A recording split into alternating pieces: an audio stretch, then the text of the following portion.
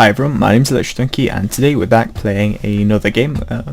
Today I'm playing a game called Fallen Angel, top-down hack and slash. And we play as the Fallen Angel, Lucifer even.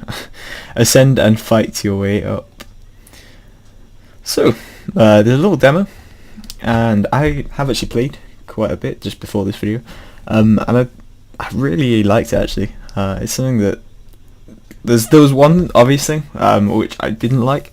Other than that, it was really good, I thought. In fact, it's probably one of the few ones which I would actually be willing to pay for, and I'll go into why in a few minutes.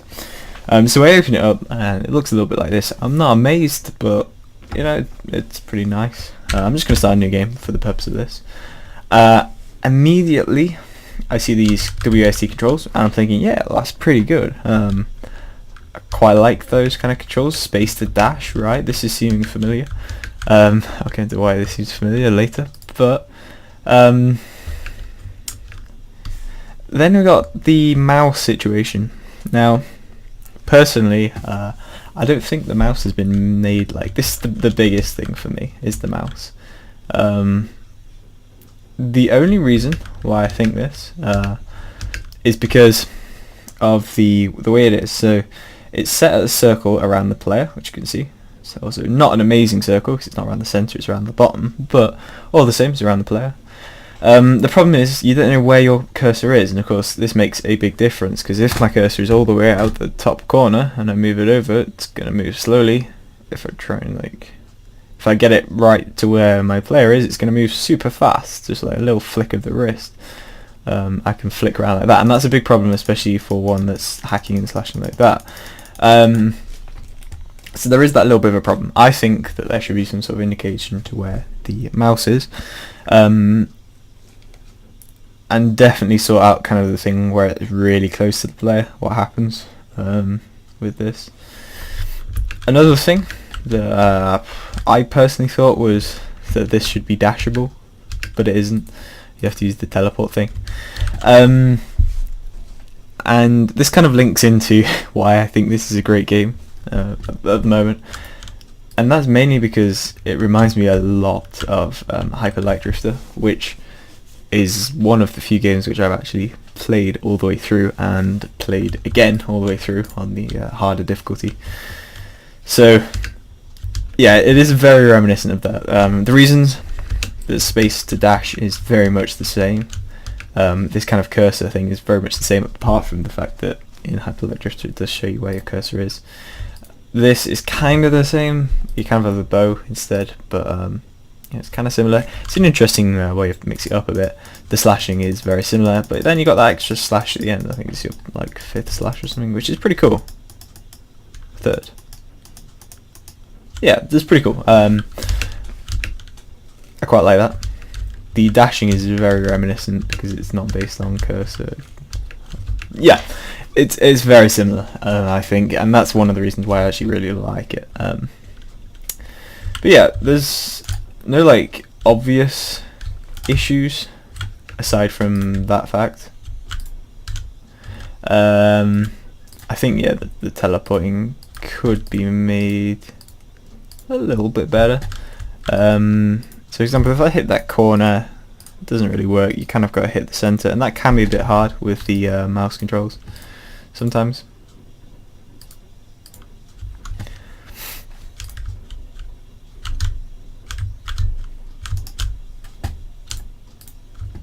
And this bit confused me as well, just from a gameplay perspective. I wasn't entirely sure what I was meant to do here, so I kind of whacked them a few times. It didn't really do a fat lot. I went over to this one and whacked this one, and it kind of did something. And yeah, I kind of walked around here wondering what was going on. My music I was actually playing at the time kind of got quieter. I don't know if that was intentional or whether that was just my software. Yeah, turns out you get in the center and it kind of works. And I guess this is where we kind of get thrown into the deep end, so to speak. Because things start to get a little bit harder. Plus the dashes don't appear to work.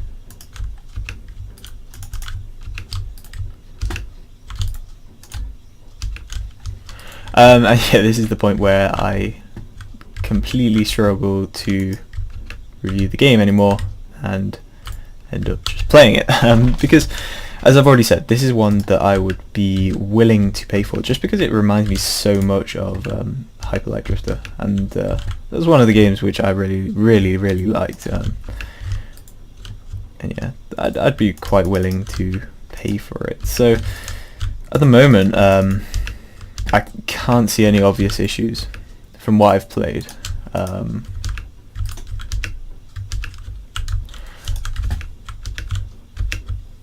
Aside, this is where I'm struggling. Aside from the fact of the mouse controls, which to me is probably the biggest problem. Also, there's like a slight problem in that you can kind of, well, there we go, that didn't work.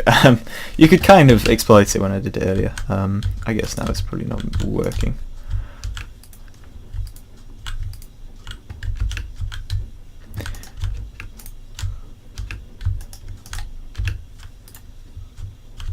I really like the movesets as well, because it gives you like some good indication to what it's doing before it does it, which means that you can kind of learn to dodge them, or in my case you can just not dodge them.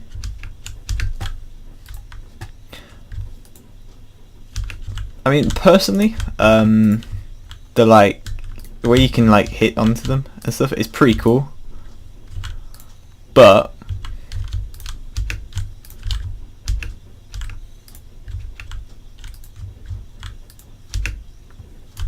I guess it can't be fully exploited because of the energy.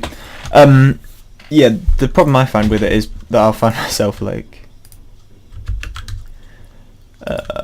what's the word? Accidentally, like double dashing to them. So I'll like hit it and then I'll hit it again.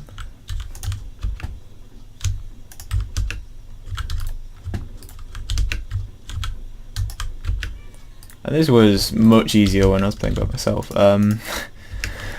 Although, yeah, I found myself like going like that and then pressing it again, because it's on a monster, it like does the double thing, which is a little bit odd. It's not something I couldn't get used to.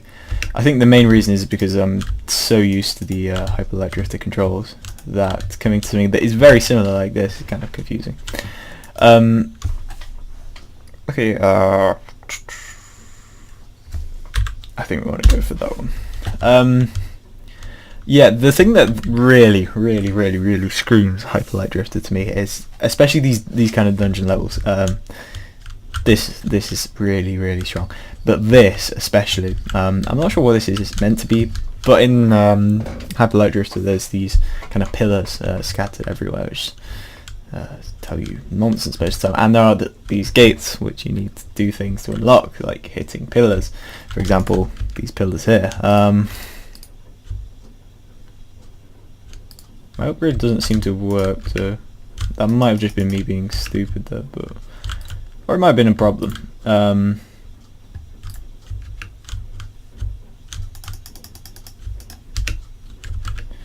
So there is definitely some similarities. The one thing I would be careful with is that it doesn't become entirely the same, because you know it's all well and good making it similar, but making it the same could cause quite a few problems with copyright and whatnot, especially if you're planning on releasing it as a full game. So yeah, there's that to think about. There are definitely aspects of this which are different, like the slash thing.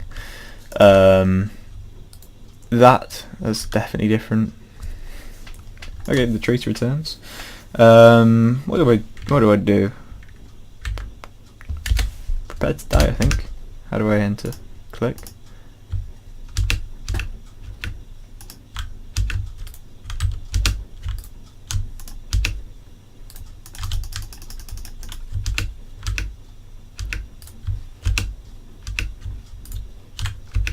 Yeah, we kind of messed that one up. So yeah, it is kind of reminiscent of the idea that you kind of have to practice and get better at it before having a go at the bosses. Yeah, there's not much more to say than I really like the idea. Aside from the horrible mouse, of course, which, yeah, it's got room for improvement, let's say. There is not that much to improve on, I think, aside from adding your own kind of flavour to it, which is quite a big thing, I think. It's one thing to recreate another game, but to make it your own is something different, something to think about. It's also worth noting I'm guessing the developer here is aware of Hyper Light Drifter.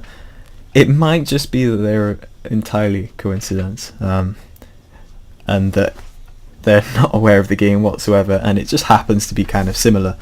In which case, I'd just say look into it, because you could then take ideas from it. But I'd probably think it's the first option. I doubt it's that. But anyway, that's been my review of Fallen Angel. I'd really like to hear back from this developer as well. So if you could any upcoming things, that'd be really nice to see. Yeah, but anyway, if you like this video, remember to like, subscribe, all that you guys want to do, and I will talk to you in the next one.